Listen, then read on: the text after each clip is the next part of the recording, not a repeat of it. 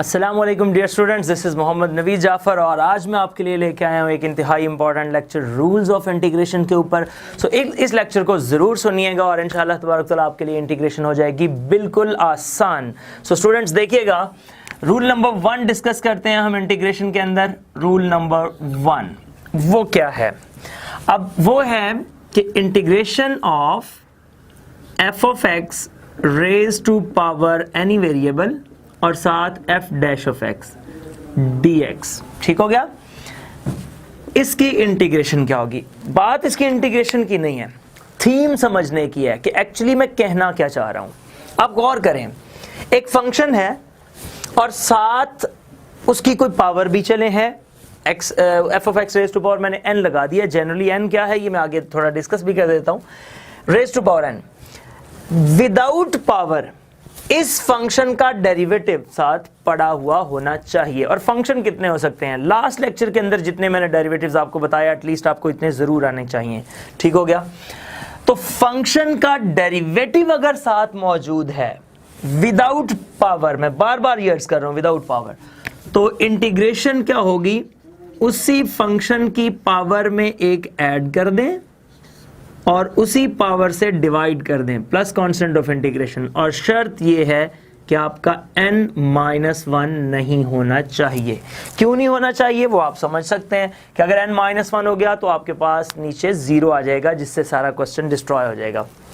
लो, तो rule number 1, total 3 rules मैंने बताने हैं, आपकी इंटीग्रेशन खत्म हो जानी है। सो फोकस करें, क्या कहना चाह रहा हूं कि एक फंक्शन है, उसकी कोई पावर है, विदाउट पावर उस फंक्शन का डेरिवेटिव अगर साथ मौजूद है तो उसी फंक्शन की पावर में एक ऐड कर दें और उसी से डिवाइड कर दें, तो ये आपकी इंटीग्रेशन हो जाएगी। मिसाल के तौर पे मैं क्या कहना चाह रहा हूं, आप गौर करें, एग्जांपल्स पे आ जाते हैं।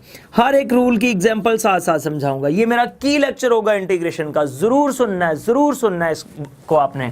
अच्छा जी, मिसाल के तौर पे मैं एक्स पे ही बात कर लेता हूं। एक्स की इंटीग्रेशन क्या है? स्टूडेंट्स गौर कीजिएगा, एक्स का डेरिवेटिव क्या है? आपने जब भी किसी फंक्शन की इंटीग्रेशन देखनी है तो आपने पहले ये देखना है कि ये इसका डेरिवेटिव क्या है या ये किसका डेरिवेटिव है। इस अंदाज से आपने उसको सर्च करना है। सो एक्स का डेरिवेटिव क्या है? 1, और 1 तो साथ मौजूद है ना, हर सूरत में 1 मौजूद है। तो इसका मतलब है ये रूल ये बता रहा है कि जब फंक्शन के साथ उसका डेरिवेटिव पड़ा हो तो उस फंक्शन की पावर में एक ऐड कर दें। अब इसकी पावर चूंकि नहीं है बज़ाहिर तो 1 है, और उसी से डिवाइड कर दें, प्लस कांस्टेंट ऑफ इंटीग्रेशन। तो हमारे पास आंसर क्या आ गया? x² + 2 c। ठीक हो गया? और एग्जांपल देखते हैं। मिसाल के तौर पे मैं बात करता हूं स्क्वायर रूट x पे आ जाता हूं, dx पे। किसी पावर से कंफ्यूज नहीं होना। आपको मैं ये अर्ज कर रहा हूं कि विदाउट पावर उसका डेरिवेटिव देखें, यानी कि इस फंक्शन को आप ऐसे लिख सकते हैं ना, x⁻1/2 dx और इक्वल्स, अभी देख लेते हैं क्या आता है। तो विदाउट पावर, यहां पे भी तो मैंने डेरिवेटिव विदाउट पावर की बात की ना, तो विदाउट पावर x का डेरिवेटिव क्या है? 1। तो ये रहा साथ 1। तो जब फंक्शन के साथ डेरिवेटिव पड़ा हो तो उसकी पावर में एक ऐड कर दिया करते हैं और उसी से डिवाइड कर दिया करते हैं, और प्लस कांस्टेंट ऑफ इंटीग्रेशन, मतलब x⁻³ 3/2 और ये भी 3/2 प्लस c। मजीद लिखना चाहेंगे तो 2/3 साथ आ जाएगा और x⁻³ + c, ये जवाब आ गया। ठीक हो गया? एक आध एग्जाम्पल मैं और डिस्कस कर लेता हूं ताकि आपको थीम समझ आ जाए कि मैं एक्चुअली इस कॉन्सेप्ट में आपको सिखाना क्या चाह रहा हूं, कहना क्या चाह रहा हूं। सो स्टूडेंट्स नेक्स्ट देखें जरा, एग्जाम्पल एक और लेते हैं। मिसाल के तौर पे आप बात कर लेते हैं tan x।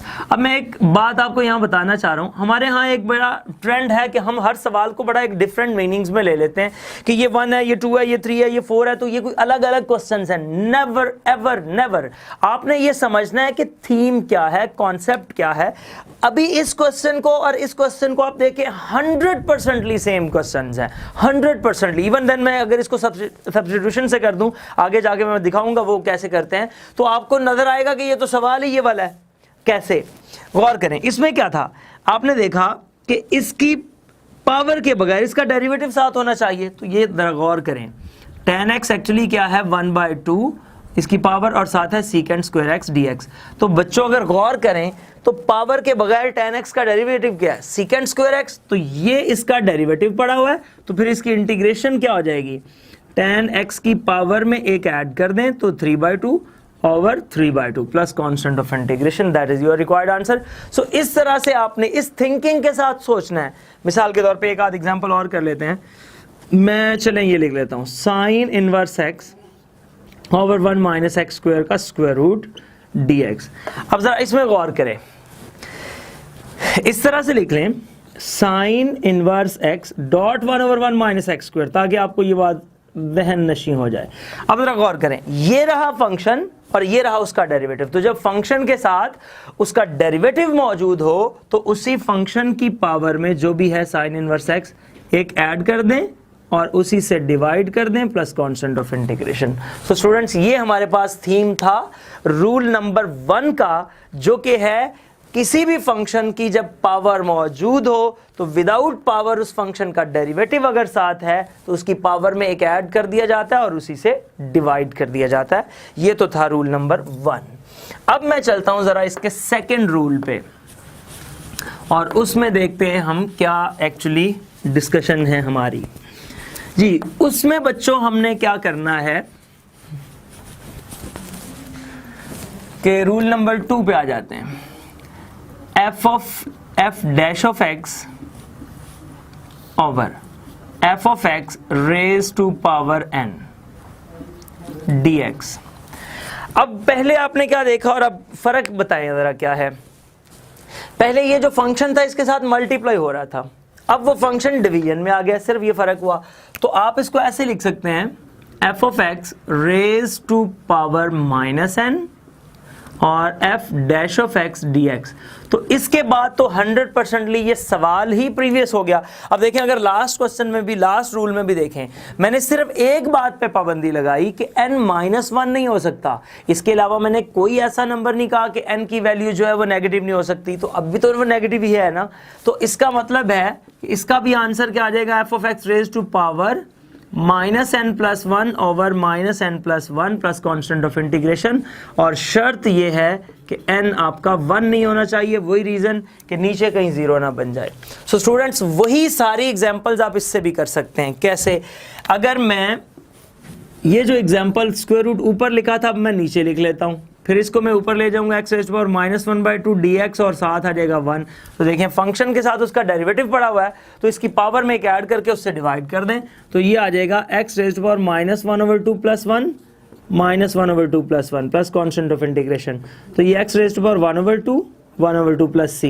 सो स्टूडेंट्स, ये आ जाएगा 2 square root x plus c। ये इसका आंसर आ गया। इसी तरह सारी एग्जांपल्स आप ट्राई कर सकते हैं। सो ये था आपका के इंटीग्रेशन का सेकंड रूल, जिसमें नीचे फंक्शन ऊपर डेरिवेटिव आ जाता है और फंक्शन किसी पावर में मौजूद होता है।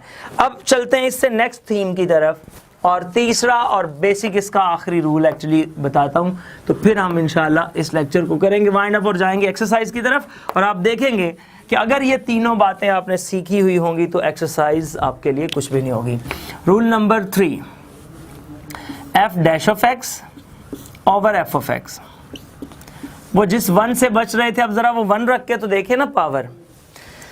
मैंने क्या किया इसमें, वो उसकी होल पावर खत्म कर दी। तो अब नीचे फंक्शन ऊपर डेरिवेटिव है, लेकिन फंक्शन के ऊपर होल पावर नहीं है, ओवरऑल सारे के ऊपर। तो सिंपल इज दैट, ऐसी सिचुएशन में आंसर होता है log of the function plus constant of integration. मिसाल के तौर पे बहुत सिंपल एग्जांपल, आप जरा गौर करें, 1 ओवर एक्स, इससे सिंपल एग्जांपल इसकी हो ही नहीं सकती। 1 ओवर एक्स, नीचे फंक्शन ऊपर डेरिवेटिव।